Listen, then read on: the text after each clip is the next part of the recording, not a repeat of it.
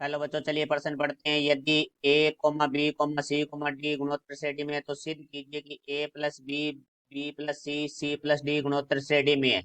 मुख्य अवधारणा, तो हमारा जो प्रश्न है वो गुणोत्तर श्रेणी से संबंधित है। तो सबसे पहले हम बात करेंगे गुणोत्तर श्रेणी के बारे में। तो देखो भाई, हमारी जो गुणोत्तर श्रेणी है वो क्या होती है? वह श्रेणी इसके क्रमागत दो पदों का जो अनुपात है वो यदि हमारा बराबर है तो वो हमारी गुणोत्तर श्रेणी होती है। और गुणोत्तर श्रेणी को हम निम्न पदों में लिखते हैं: ए आर की घात दो, ए आर की घात तीन। इस तरह से पदों में चलता जाता है, जहाँ ए है वो हमारा प्रथम पद है और जो आर है वो हमारा सारवय अनुपात है।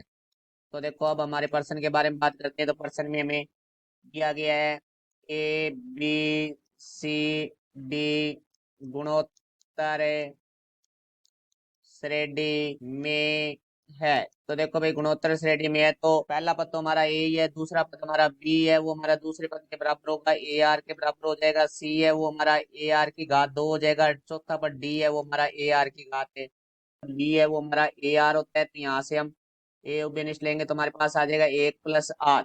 फिर हम बी प्लस सी के बारे में बात करते हैं। तो बी का मान है हमारे पास ए आर, सी का मान है हमारे पास ए आर की घात दो। यहाँ से जो हमारा उभयनिष्ठ आ रहा है वो आ रहा है ए आर, तो यहाँ से आ जाएगा हमारे पास एक प्लस है आर। तो फिर हम बात करेंगे सी प्लस डी के लिए।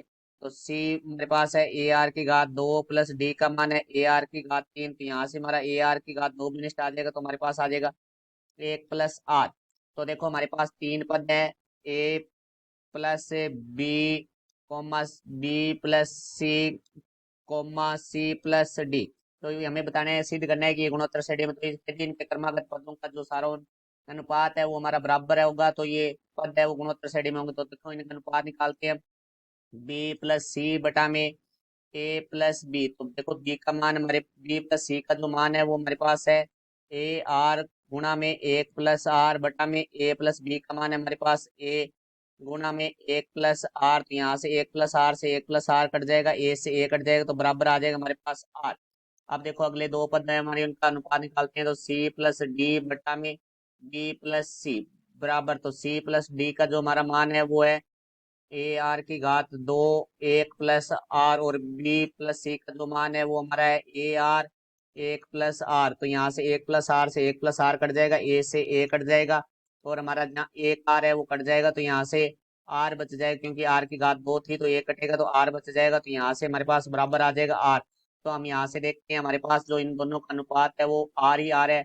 तो यहाँ से बी प्लस सी बटा में ए प्लस बी बराबर आ रहा है हमारा सी प्लस डी बटा में बी प्लस सी बराबर आर। इसका अर्थ हुआ कि हमारा जो क्रमागत पदों का जो अनुपात है वो बराबर है। तो इसका अर्थ है कि A plus B comma B plus C comma C plus D गुणोत्तर श्रेणी में है। मुख्य अवधारणा से हमने सिद्ध कर लिया है कि A plus B comma B plus C comma C plus D गुणोत्तर श्रेणी में है। मैं आशा करता हूँ समझाया होगा। धन्यवाद।